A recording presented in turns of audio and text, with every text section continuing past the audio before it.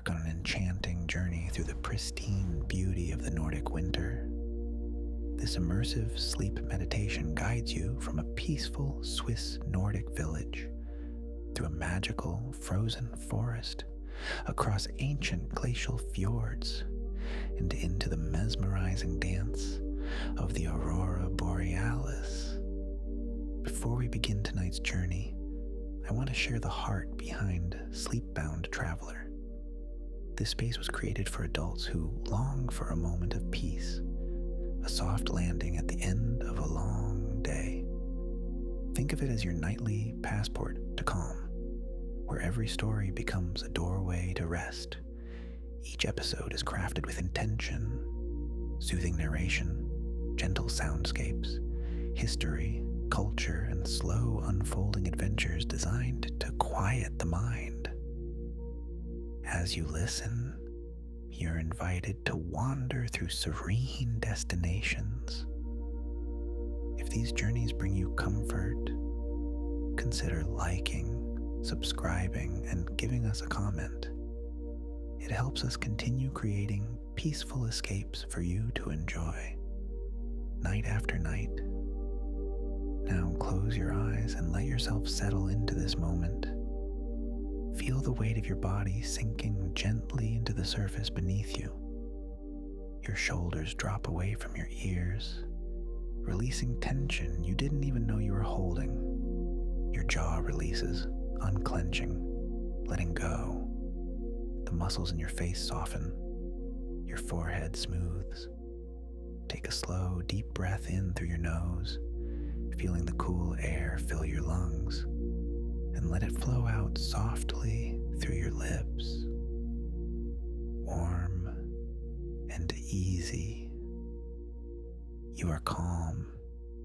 You are relaxed. You are enjoying this beautiful experience here with me. Imagine yourself preparing for a journey, not a hurried trip with deadlines and schedules, but a peaceful adventure to the far north, where ancient forests meet frozen waters and the sky dances with colors you've only dreamed of. Picture yourself settling into the comfortable seat of a warm car as snow begins to fall gently around you. The seat embraces you, supporting your back perfectly. The engine hums softly, a soothing vibration that travels through the seat and into your body, easing away any remaining tension from your muscles, from your bones, from deep within. Through the windshield, you watch as the first flakes drift down from the pale sky. The clouds above are thick and soft, the color of dove feathers, promising more snow to come.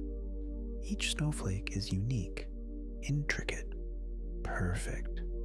A tiny crystal structure formed, high in the atmosphere, no two exactly alike.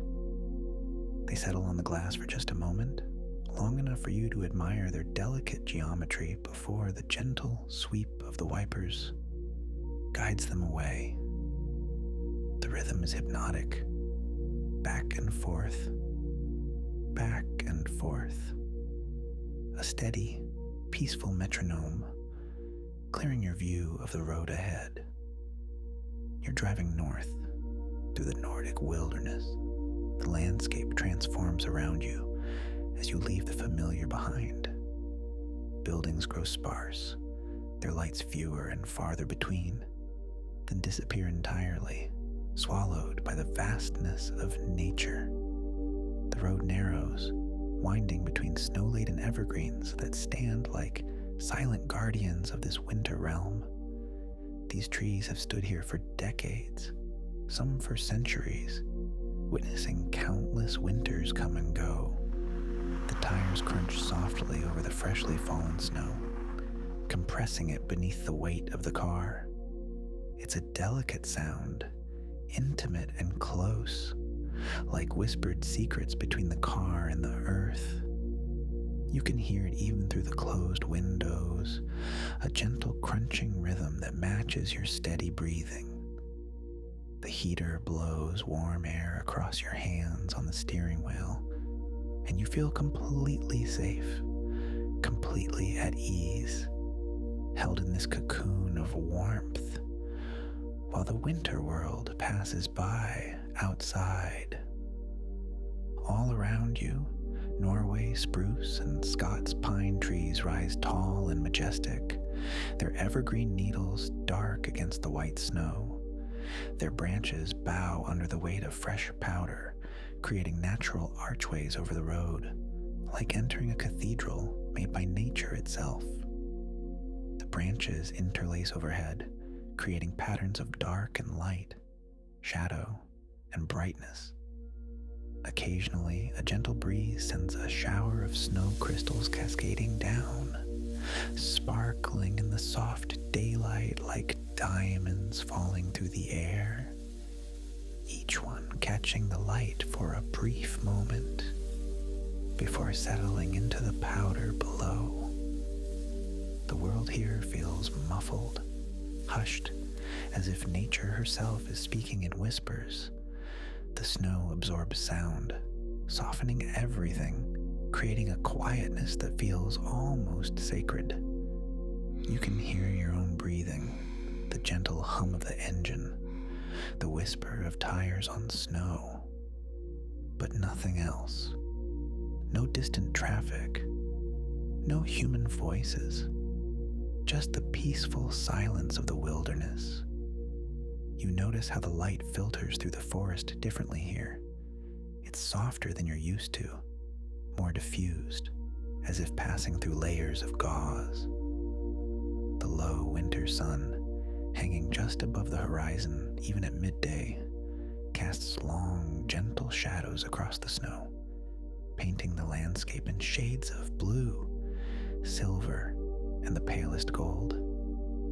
These aren't harsh shadows, but soft gradations of color, one shade melting into another like watercolors on wet paper.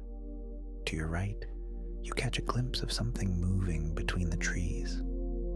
You slow down the car, bringing it nearly to a stop, peering into the forest depths with curiosity and wonder. There, partially hidden behind a snow-dusted pine, stands a red fox. Its coat is impossibly thick and luxurious against the cold, winter dense to protect against the Nordic freeze. The fur around its neck forms a magnificent ruff, fluffed out for warmth, and its bushy tail curves behind it like a feather plume, the tip white as fresh snow. Its black-tipped ears are alert, but not afraid, swiveling slightly to catch every sound of the forest. The whisper of wind through branches, the settling of snow. The fox watches you with intelligent amber eyes that seem to hold ancient wisdom, eyes that have seen many winters, many snows, and you watch back, sharing a moment of quiet recognition across the species. Its breath forms small clouds in the cold air, visible puffs that dissipate quickly. For this brief moment, you feel connected to something wild and free, something that belongs entirely to this landscape. The fox tilts its head slightly, considering you with what almost seems like curiosity. Its whiskers twitch, its ears rotate forward. It seems to understand that you mean no harm, that you're just a passing observer in its territory. It takes a few delicate steps through the snow, its movements fluid and precise, each paw placed with perfect balance. Even in deep snow, it moves with grace, barely disturbing the surface. Then, with effortless grace that speaks of thousands of years of evolution, the fox turns and disappears into the white forest. You watch it go, catching glimpses of its russet coat between the trees, a flame-colored spirit moving through the snow, then just the faintest trail of small, precise paw prints in the fresh powder. The prints led deeper into the forest, a story written in the snow for anyone patient enough to read it. You sit for a moment longer, engine idling softly, savoring this encounter. Then you gently press the accelerator and continue on your way, carrying the image of the fox with you like a gift, a small treasure to warm your heart. Your journey continues, winding deeper into the wilderness. The trees grow denser here, their trunks dark against the brilliant white of the snow. Each tree stands like a silent witness to centuries of seasons, their bark rough and weathered, marked by time and weather. Some are young, their trunks slim and straight, reaching eagerly toward the pale sky. Others are ancient, massive, their trunks so wide you couldn't wrap your arms around them, even if you tried. Their lower branches are heavy with snow, bending down almost to the ground under the weight. Icicles hang from low branches, catching the filtered light and throwing tiny rainbows onto the forest floor. Each one is a miniature work of art, formed drop by drop as water freezes in the cold air. They're perfectly clear in some places, showing the branch within like specimens, preserved in glass. You can almost hear them, these silent frozen waterfalls, waiting patiently for spring. But spring is a long way off yet, and for now, they hang in crystalline perfection, adding their beauty to the winter landscape. When a breeze passes through the trees, they tinkle very faintly, a sound so delicate you're not sure if you're hearing it or imagining it. The road narrows even more, becoming barely more than a track through the trees. But it's well maintained, cleared of snow, and safe to travel. You notice how the forest seems to lean in closer here, the branches forming a natural tunnel overhead. It feels protective rather than claustrophobic, like the trees are sheltering you, guiding you safely through their domain. You're a guest here, welcomed but watched, and you feel honored by the forest's acceptance. The road begins to descend gradually, almost imperceptibly at first, then more noticeably. You can feel the slight pull of gravity, the car wanting to go faster, but you keep your speed steady and controlled. Through the gaps between trees, you catch your first glimpse of something that makes your heart lift with wonder. Smoke. Thin columns of white smoke rising into the gray-white sky, standing out against the clouds like vertical brushstrokes on a canvas. A village. You found it. The destination you've been seeking. This peaceful Nordic settlement deep in the winter woods.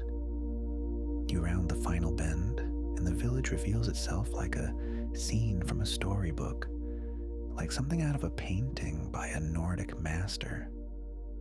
Nestled in a clearing, surrounded by protective forest, a small collection of timber houses sits peacefully in the snow.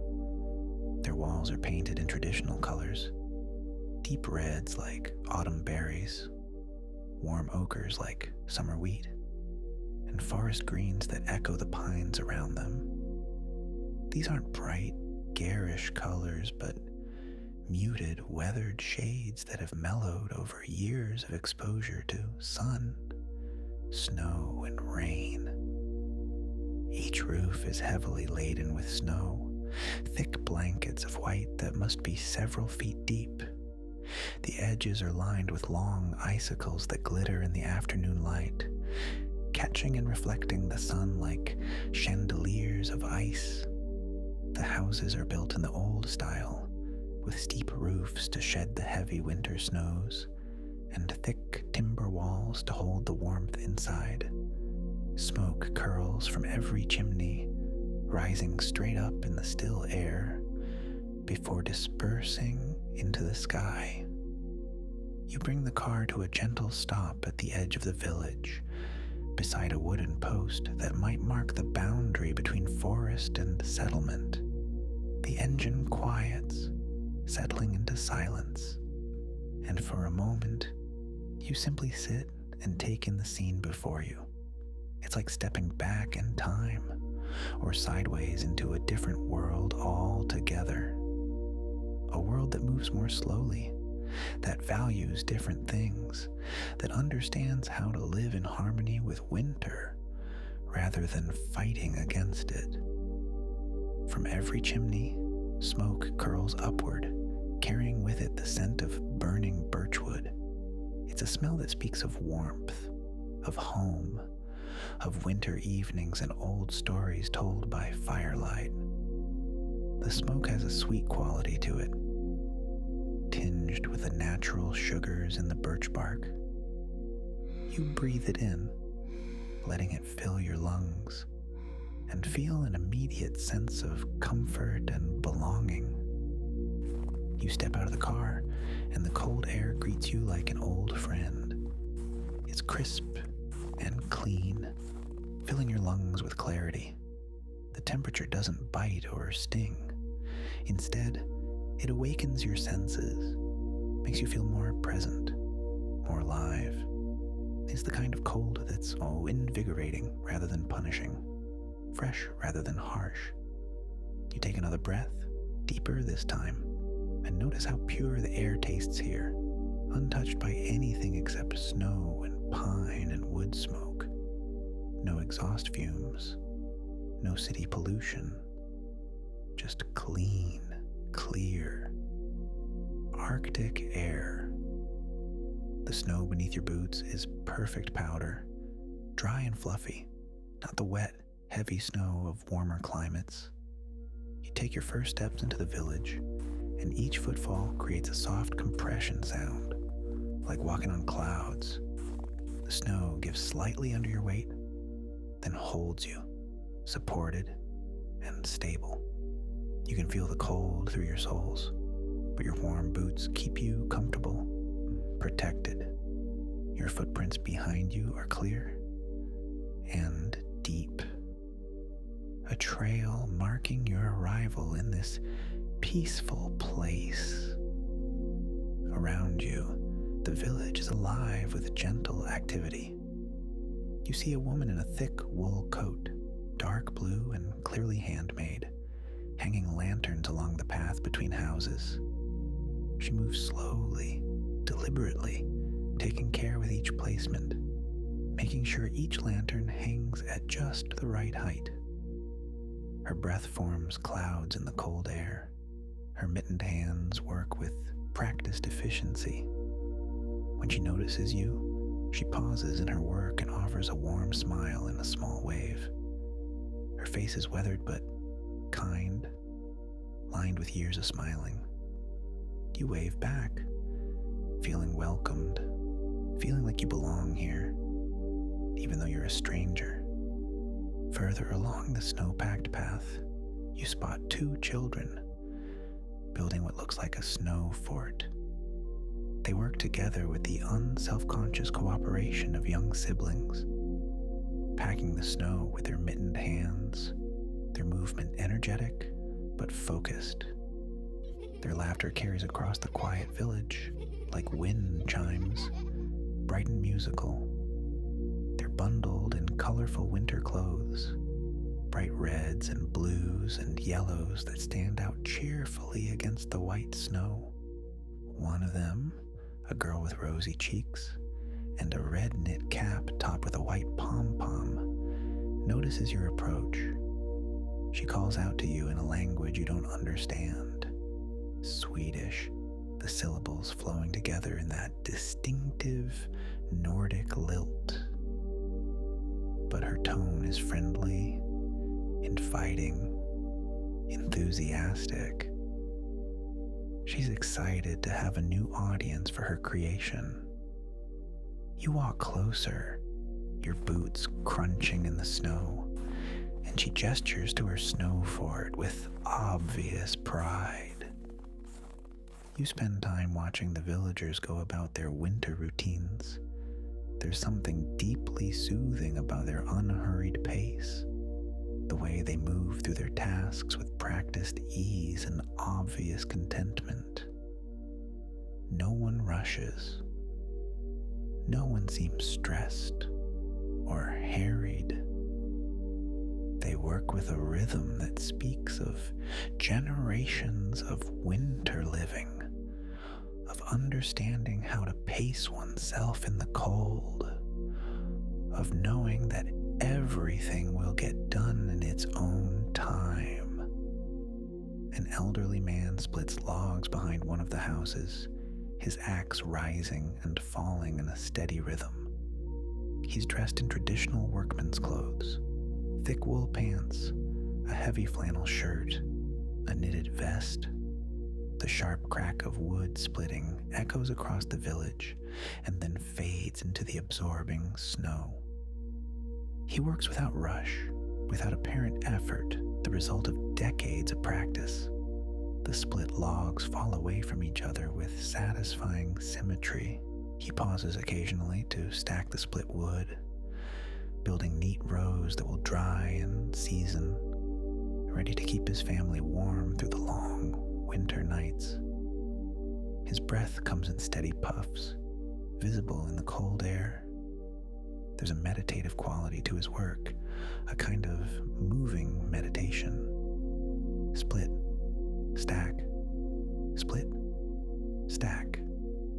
The rhythm is as old as human habitation in these northern lands. Near the center of the village, you discover a small open area where several people have gathered. It's a natural meeting place, a commons that serves as the heart of the community. Some are ice skating on a frozen pond, gliding in graceful circles, their blades creating delicate lines on the surface.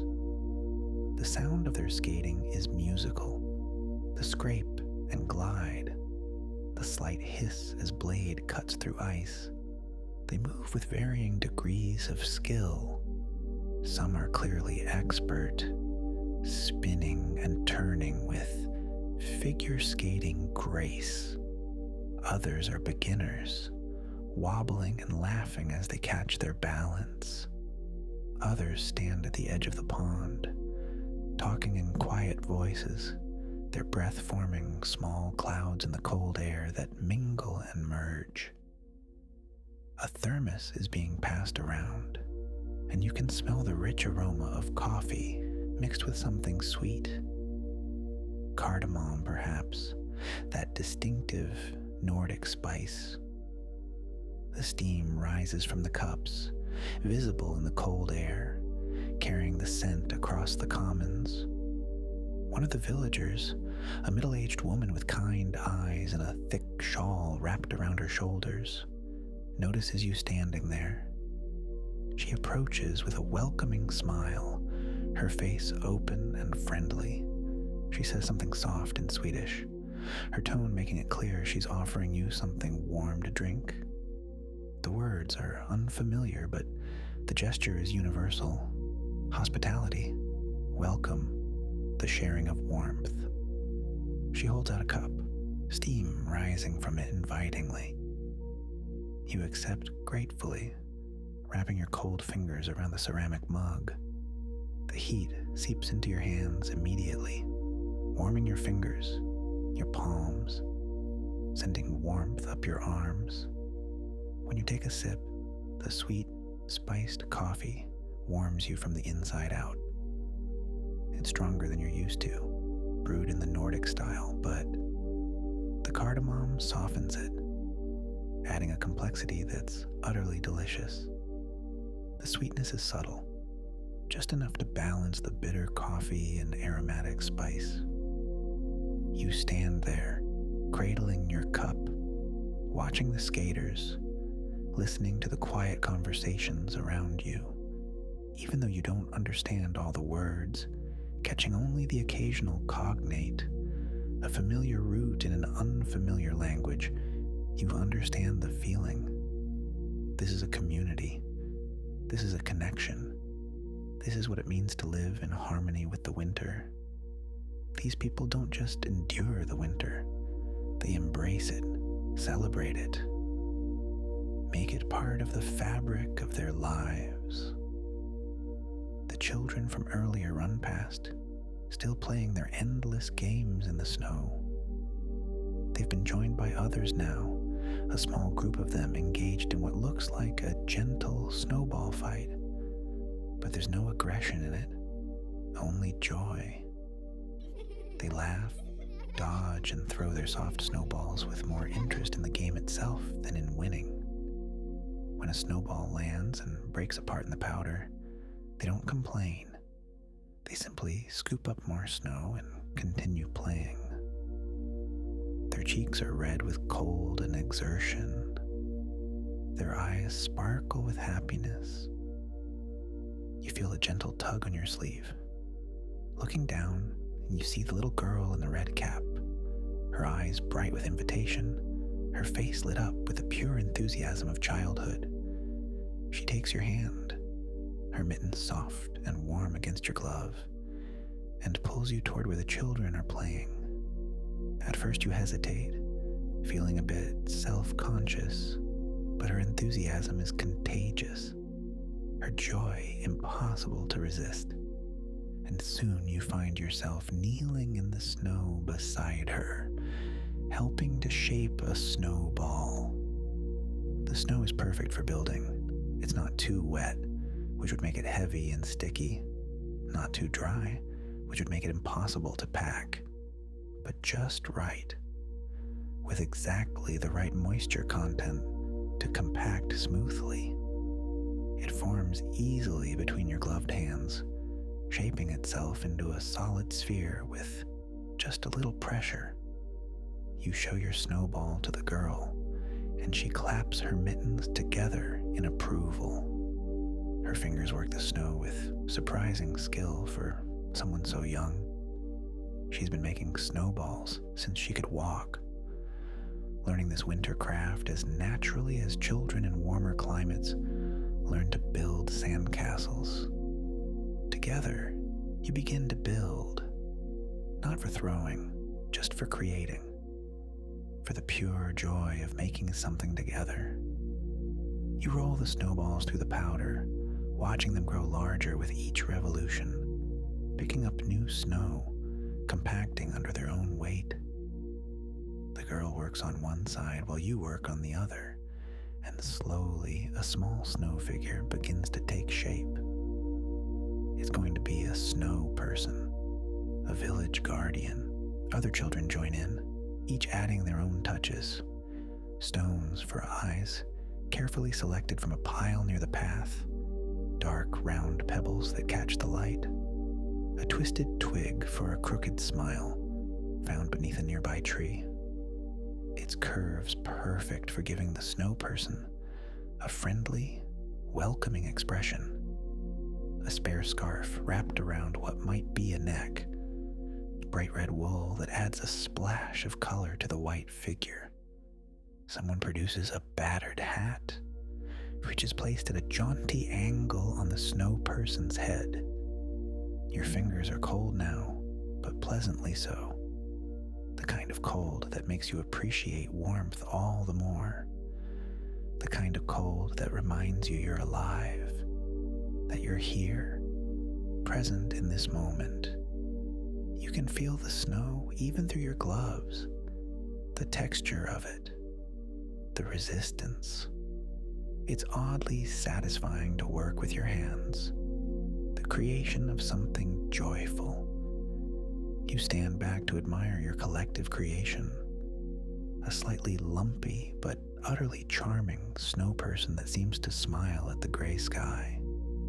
It's not perfect by any artistic standard, but it's perfect in its imperfection, perfect in the joy that created it. The children chatter excitedly around it, already planning their next construction project. Maybe a snow castle, maybe a whole snow family. The possibility are endless when you have an entire village worth of snow to work with. You notice the light is beginning to change. The pale afternoon sun, never high in the winter sky, is sinking lower toward the horizon. Its light is growing more golden, more precious, that particular quality of light that only happens in the far north during winter. Long shadows stretch across the snow, turning the white landscape into a palette of blues and purples and soft amber. The shadows of the trees reach across the village like protective arms. You realize with a pleasant surprise that you've been here for hours, so absorbed in the simple joy of the moment that time has slipped away unnoticed. You weren't checking a watch or a phone.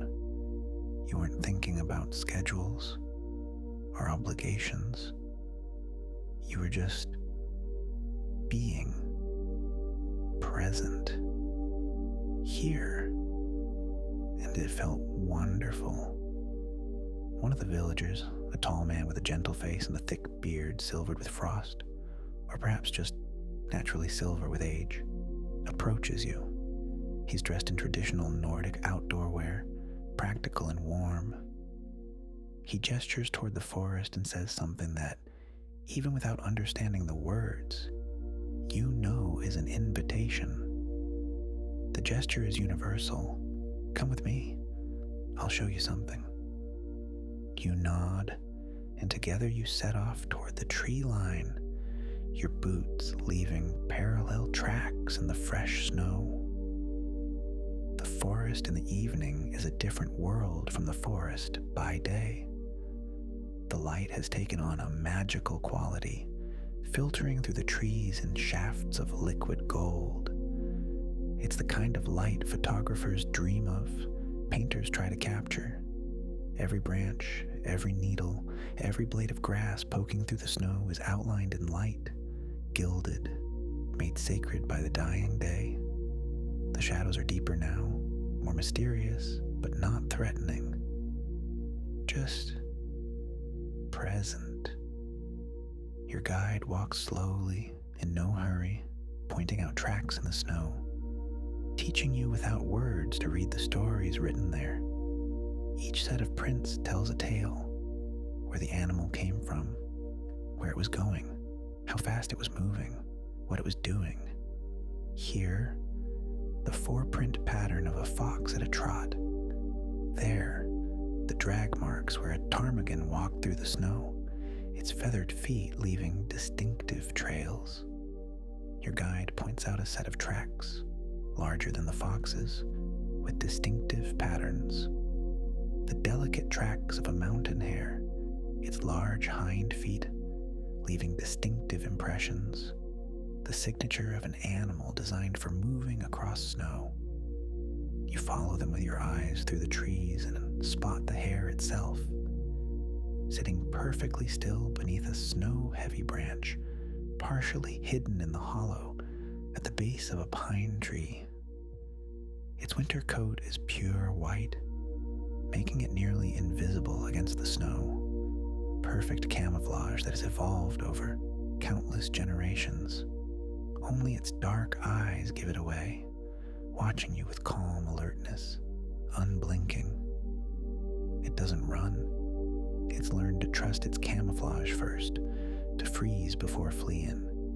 It simply observes, decides you're not a threat.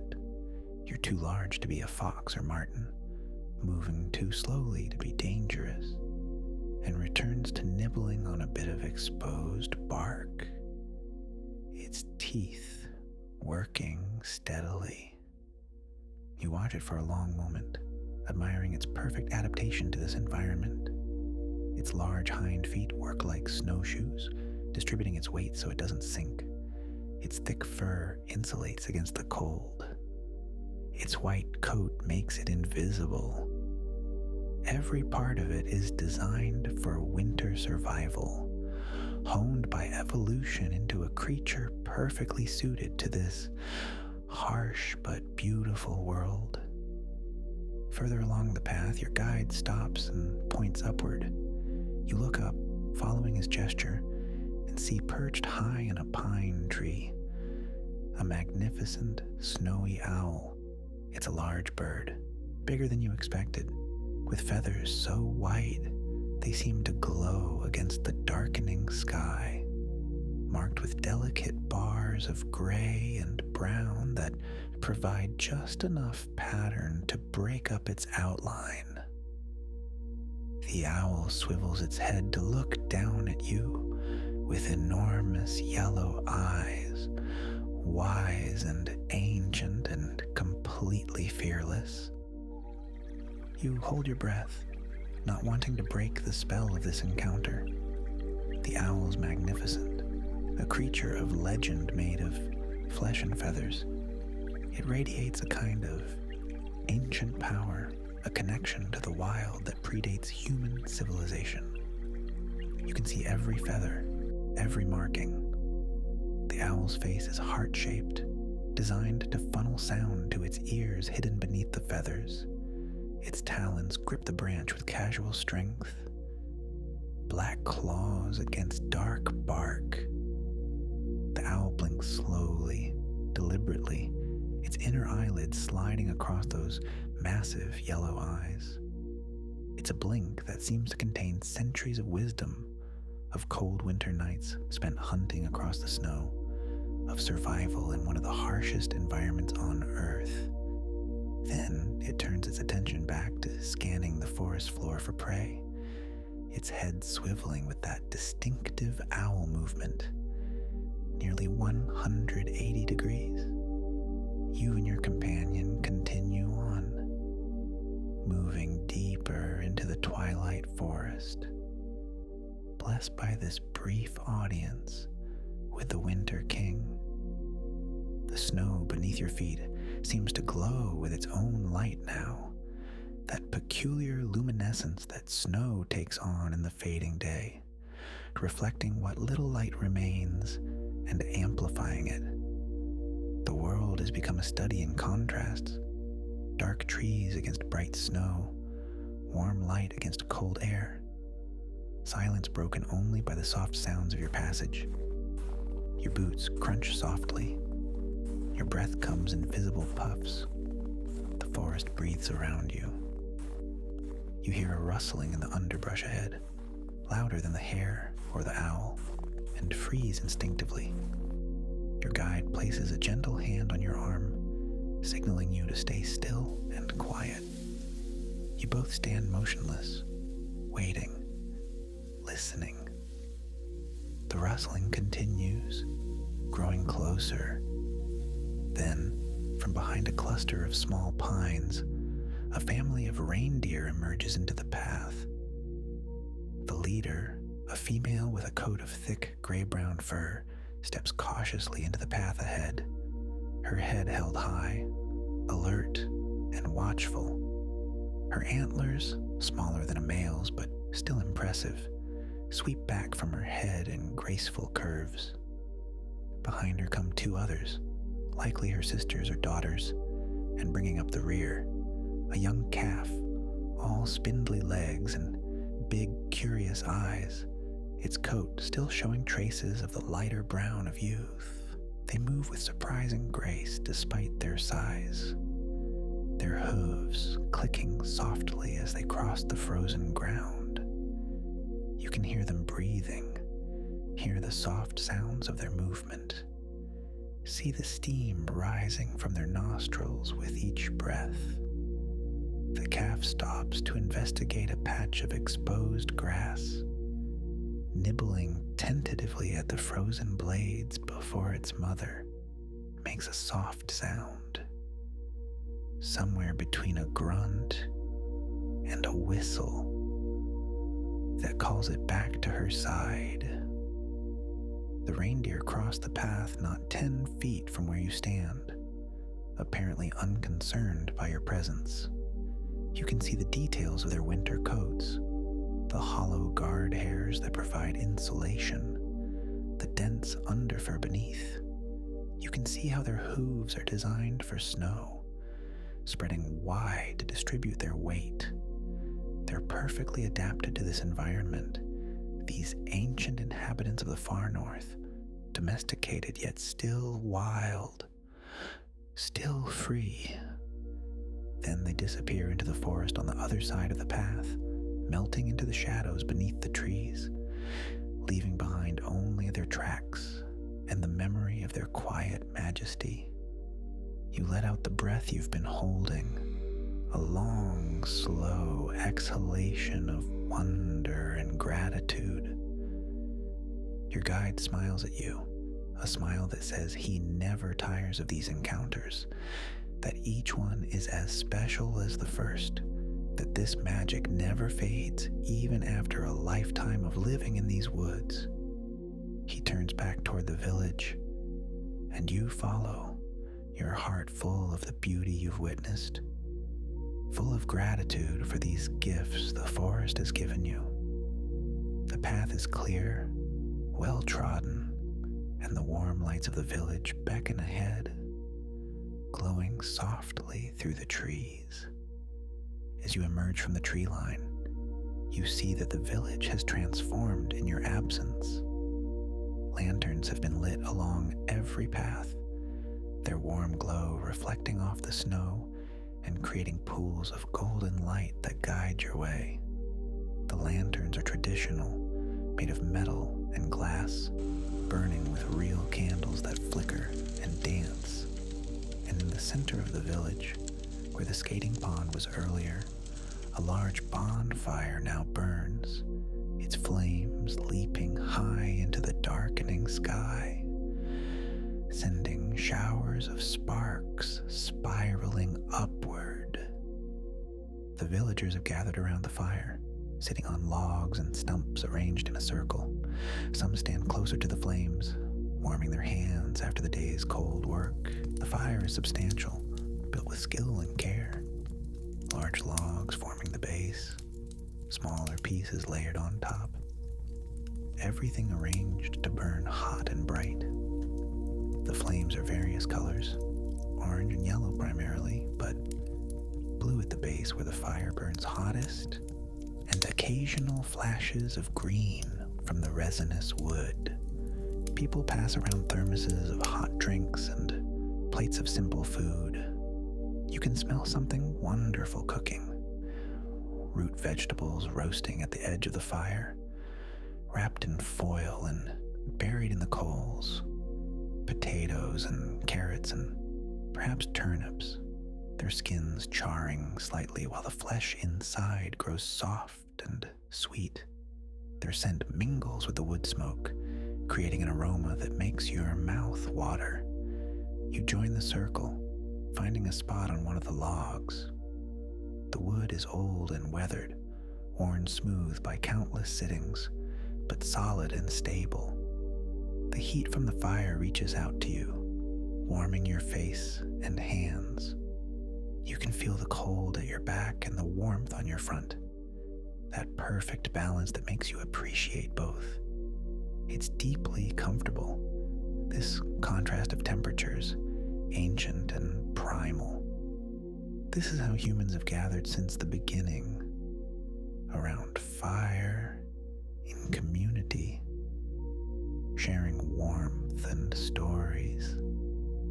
Someone hands you a cup of hot, mulled cider, spiced with cinnamon and cloves and something else you can't quite identify.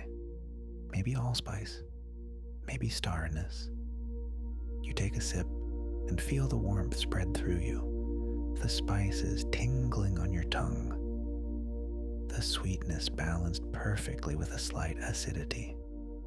It's delicious, warming you from the inside as the fire warms you from the outside. The fire crackles and pops, a symphony of combustion, sending up showers of sparks that rise into the night sky like tiny stars. Orange gold embers that glow bright for a moment before cooling and fading. You watch them spiral upward, glowing bright orange against the dark sky, then fading to red, then disappearing into the darkness above. It's hypnotic, this dance of fire and ash. The sound of the burning wood is hypnotic. The occasional sharp crack when a pocket of sap ignites and explodes. The steady underlying hiss and whisper of the flames consuming the fuel. The gentle roar of rising heat. Underneath it all, you can hear the settling of logs, the collapse of burning wood into glowing coals, the restructuring of the fire as it consumes itself and rebuilds. The conversation around the fire is soft and intermittent. People speak in low voices, their words adding to the peaceful atmosphere rather than disturbing it. You catch fragments, the lilt and flow of Swedish, beautiful languages that sound like music, even when you don't understand the meaning. Laughter ripples through the group occasionally, warm and genuine. Then, into this peaceful scene, the elderly man who was splitting wood earlier begins to speak. His voice is deep and melodious, worn smooth by years like river stones, like an instrument that has been played for decades and only gets richer with time. The others around the fire settle into listening, their faces reflecting the firelight, their attention completely focused on the storyteller. This is an old tradition, as old as fire itself. The passing of stories from one generation to the next. The elderly man said, "Settle now, children, and let the fire warm your bones. I will tell you a story of the walker, the one who moves between the trees when snow falls thick, and the moon hides her face. My grandfather told this to me when I was no bigger than young Petra there, and his grandfather told him when the old ways were still strong in these valleys. There was a winter long ago, when the snows came early and stayed late. A young hunter, proud, strong, went into the high pines, chasing a white stag.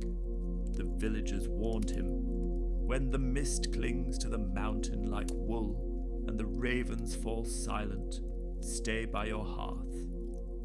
But he laughed and went anyway, his breath making clouds in the frozen air, his boots crunching through the crust of ice. 3 days later he was gone. On the 4th night, they heard footsteps circling the village, slow, deliberate, stopping at each door. The steps were too heavy for a man, too measured for a beast. In the morning they found his tracks in the snow, but they did not lead away from the village. They led toward it, from the deep forest, and they stopped at every threshold before wandering back into the pines. The hunter never returned, but sometimes, on nights when the wind carries the scent of spruce and ice, you can hear those footsteps again. They say the walker still searches, confused, trying to remember which door was his.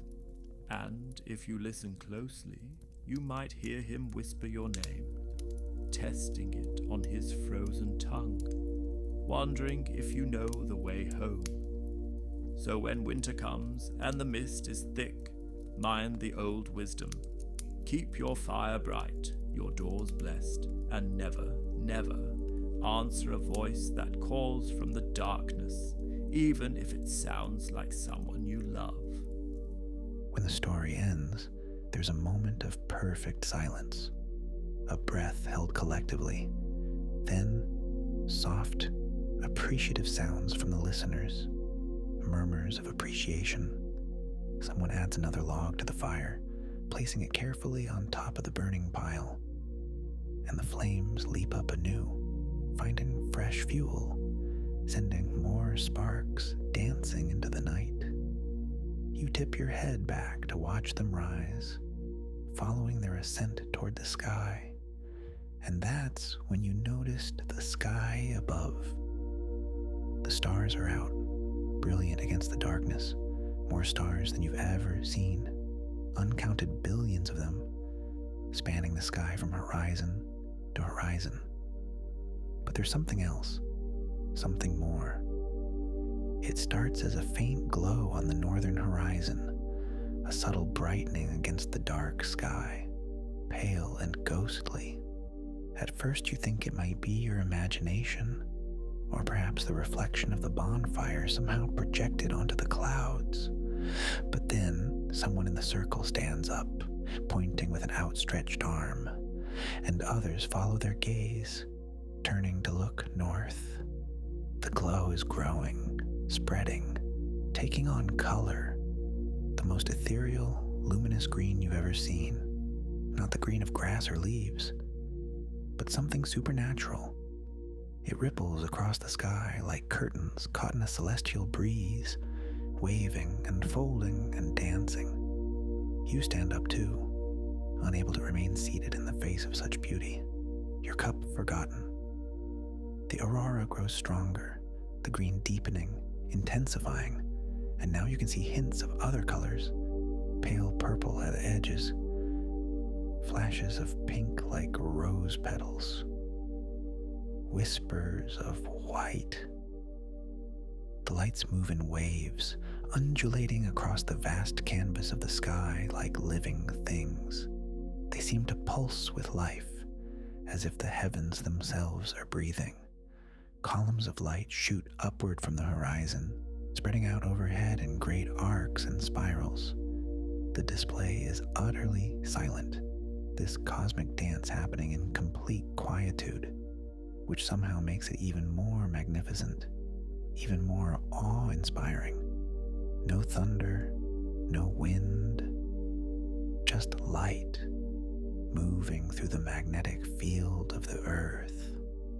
Solar particles colliding with the atmosphere. Around you, the villagers have fallen silent, all faces turned upward, even though they've surely seen the northern lights many times before. This is their home, after all, this far northern land where the aurora is a regular visitor. Each display is unique, each one worthy of awe. The children, even the very young ones who were dozing moments ago, watch with wide eyes, perhaps sensing the magic of this moment, even if they're too little to understand it fully. The aurora shifts and changes, never still, always moving. Now it forms what looks like a river of light flowing across the sky, a celestial waterfall of green and purple.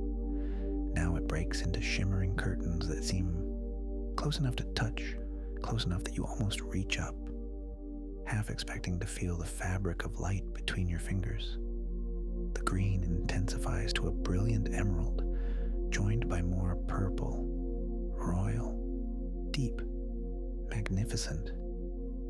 And for a moment, a brilliant pink flare bursts across the display like a firework, then fades back into the shifting green glow. You feel tears prickling at the corners of your eyes, not from sadness, but from sheer wonder, from beauty so profound it touches something deep in your soul. This is nature's art, painted with solar winds and magnetic fields across the atmosphere, painted on a canvas hundreds of miles high. This is the earth showing you her secrets, inviting you into her beauty, sharing her magic with anyone patient enough to travel to these far northern lands. The display continues for what feels like hours, though time has become meaningless under this spectacle. The aurora weaves and waves, brightens and dims, creates patterns and then dissolves them into new configurations like a kaleidoscope of light. Behind it all, stars are visible, pinpricks of steady light against the moving luminescence. You can see the Big Dipper turning slowly as the earth rotates. Someone has brought out blankets, thick wool woven in traditional patterns, and you find one draped over your shoulders without noticing who placed it there. You pull it closer, grateful for the warmth, never taking your eyes from the sky. The bonfire has burned down to glowing coals now, providing steady warmth without the distraction of leaping flames. The combination of warmth on your body and cold on your face, the blanket's weight, and the blanket's softness, the earth solid beneath your feet, and the heavens dancing above. It all creates a perfect moment of presence, of being fully here, fully now. Your guide from the evening walk approaches you again. He gestures toward a path leading out of the village, different from the one you took into the forest earlier. This path leads north, toward the sound you've been half hearing all evening under the conversations and the fire, the distant whisper of water. He raises his eyebrows in question, a universal gesture, and you nod. Yes, you want to see more. You want this night to continue. Together you set out, leaving the warm glow of the village behind. The path is well trodden, packed snow, and easy to walk on even in the darkness. Your guide carries a lantern, its warm light creating a small bubble of illumination around you both, pushing back the darkness just enough to see the way forward. The stars above provide more light than you would have thought possible, reflecting off the snow and making the way clear. In the far north, with no light pollution, the stars alone are enough to walk by. You walk in comfortable silence, your breath forming clouds that dissipate quickly in the cold, dry air, your boots crunching in steady rhythm. Crunch, crunch, crunch. A walk to meditation. The forest around you is deep with night, but not frightening. The trees are protective presences, ancient guardians watching over your passage. Occasionally you hear soft sounds, a branch creaking in the cold as its sap freezes, snow sliding off a bough with a soft whoomp, the distant call of an owl hunting in the darkness. The sound of water grows louder as you walk, not rushing water like a river or waterfall, but something else, something slower, deeper, more massive. And then, quite suddenly, you emerge from the trees onto a viewpoint that takes your breath away, that stops you in your tracks with its stark, magnificent beauty. Before you stretch a fjord, a deep channel of water carved by ancient glaciers over millions of years. In the darkness, you can just make out the massive walls of rock rising on either side, their surfaces streaked with ice that glimmers in the starlight, reflecting what little light there is. The fjord walls disappear into darkness both above and below, impossibly tall, carved from living stone. The water itself is nearly black, so dark it seems to absorb light rather than reflect it, a void in the landscape. But where the stars reflect on its surface, the water sparkles like scattered jewels, like diamonds dropped carelessly across black velvet. The fjord is partially frozen, sheets of ice floating on its surface, bumping gently against each other with soft, tinkling sounds. It's delicate music, the ice singing its slow winter song, high notes and low notes, chimes and bells. The sound echoes off the rock walls, creating harmonies, creating a symphony of frozen water. Your guide sets the lantern down carefully on a flat rock and seats himself nearby, gesturing for you to join him. You sit, grateful for the rest, and together you gaze out over this primordial landscape, This ancient place that has looked like this for thousands of years and will look like this for thousands more. The scale of the fjord is difficult to grasp. The rock walls disappear into darkness above and below, carved over millennia by ice that moved slower than thought, but with irresistible power, grinding down the stone 1 century at a time. You can feel the age of this place, the weight of geological time pressing down. These rocks were here long before humans walked the earth, before mammals, before dinosaurs even, and they'll be here long after, witnessing the passage of ages with patient, stony silence. A gentle breath of wind moves up the fjord, following the channel the glacier carved, carrying with it the scent of deep water and ancient ice. It touches your face like a caress, cold but not harsh, refreshing rather than biting. You breathe it in, tasting salt from the distant sea, tasting minerals from the stone, tasting winter and time. The stars reflect in the water, creating the illusion that you're suspended between 2 skies, that the universe extends infinitely in all directions, with you at the center. Eventually, your guide rises, and you understand it's time to return. Part of you wants to stay here forever, but you know that's impossible. And perhaps the beauty of this moment comes from its transience, from knowing you'll carry it as a memory rather than a possession. You take one last long look at the fjord, committing this moment to memory, the dark water, the ice music, the vast, patient stones, the stars reflected, and the stars overhead. Then you follow your guide back along the path, back through the protective forest, back toward the warm lights of the village. When you reach the village, most of the lights have been extinguished.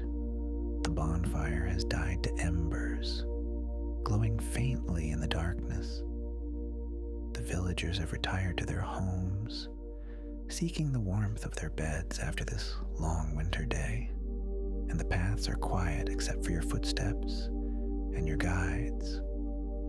He leads you to a small cabin at the edge of the village, slightly separated from the others, nestled against the forest.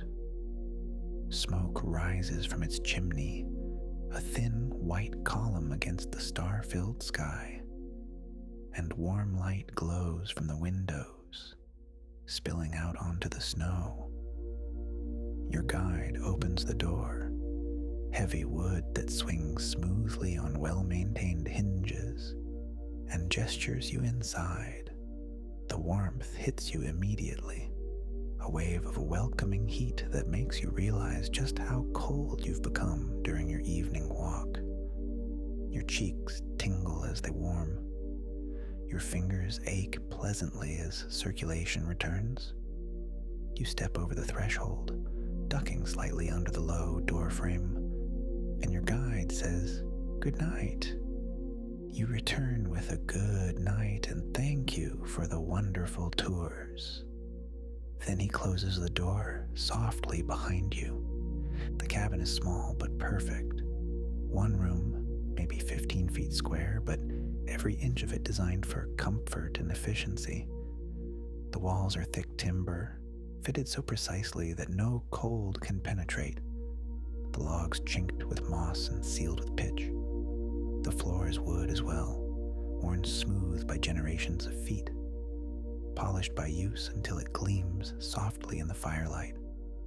Here and there, woven rugs in traditional patterns of red and white cover the boards, adding color and warmth. In one corner stands a wood stove, its iron belly glowing with heat, radiating warmth throughout the space. It's an old stove, well maintained, its black iron polished to a dull sheen. Through the small glass window in its door, you can see the fire burning inside, flames dancing orange and yellow. Listen to the sound of the wood fire crackling in the stove as it burns.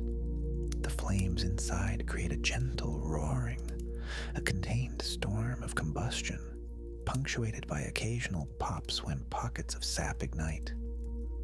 It's a deeply comforting sound, the sound of winter nights made safe and warm, the sound of survival and coziness in the midst of the frozen world outside. You move about the cabin with practiced ease, lighting a few candles that sit in brass holders on a rough wooden table. The candles add their soft glow to the firelight, creating a warm, golden illumination that seems to embrace you. The light flickers gently, casting moving shadows on the walls, creating a sense of life and movement. The air smells of wood smoke and beeswax and something else, perhaps herbs hanging to dry in bundles from the rafters. You find a chair near the stove, a beautiful piece of craftsmanship, carved from a single piece of wood and polished by use until it gleams. The arms are smooth under your hands. The seat is slightly curved, shaped to fit a human body. You sit, and the chair seems to embrace you, perfectly shaped to support your tired body. It holds you just right, taking the weight from your legs, supporting your back. You sink into it gratefully. From a small kitchen area, just a counter and some shelves, everything neat and organized. You find a mug full of hot chocolate prepared for you to enjoy on your own. The steam rises from it in lazy spirals, visible in the warm air. When you take it in your hands, you can feel the heat through the ceramic, warming your cold fingers, your palms. The mug is handmade, you can tell, slightly irregular with a beautiful glaze and shades of blue and green like ice and water. You bring it to your lips and taste the most wonderful hot chocolate you've ever experienced. It's rich and dark, made with real cocoa, real cream, slightly bitter the way good chocolate should be, sweetened with just a hint of honey that adds depth without cloying. You can taste real vanilla, real cardamom, and perhaps a touch of cinnamon. It's not too sweet, not too thick, but perfectly balanced. The temperature is perfect too, hot enough to warm you, but not so hot you can't drink it. You take another sip, savoring it, letting the chocolate coat your tongue, feeling the warmth spread through your chest. The cabin is filled with gentle sounds. The fire crackled and popped in the stove. The slight whistle of wind around the corners of the building. The soft ticking of an old clock on the mantel, its pendulum swinging steadily, marking time with patient regularity. Your own breathing, slowing now, becoming deeper and more regular, falling into rhythm with the clock, with the fire, with the quiet peace of this place. The wooden walls seem to breathe too, expanding and contracting minutely with the temperature changes, creating tiny, settling sounds that speak of solidity and safety. This cabin has stood here for decades, perhaps centuries, weathering countless winter storms, keeping countless people warm and safe. Its walls hold stories. Its floors remember footsteps. It welcomes you as it has welcomed so many before. Your eyelids are growing heavy. The warmth of the cabin, the softness of the chair, the comfort of the hot chocolate spreading through your body, all of it conspires to pull you toward sleep. And why not surrender to it? You're safe here. You're warm. There's nowhere else you need to be, nothing else you need to do. Just this moment, just this peaceful drifting. You rise from the chair slowly, reluctant to leave its comfort, but drawn to the promise of the bed. Your movements are slow and peaceful, dreamlike.